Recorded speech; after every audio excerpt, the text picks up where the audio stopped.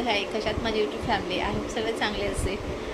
झोपले होते, झोपेतून उठले मी आता आणि माझे केस अस्त झाले. दुपारची वेळ आहे, आता वाजले 5:30. आज गणपती उठणार आहे आमच्याकडचे, मला वाटतं सगळीकडचेच गणपती उठणार आहेत.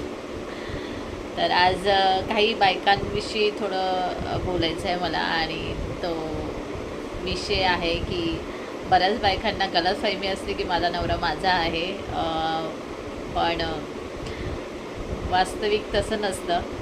पुरुष हा कोणाचाच नसतो. तो आईशी पण प्रामाणिक नसतो, तो बहिणीशी पण प्रामाणिक नसतो, आणि तो बायकोशी पण प्रामाणिक नसतो, आणि तो प्रेमिकासोबत पण प्रामाणिक नसतो.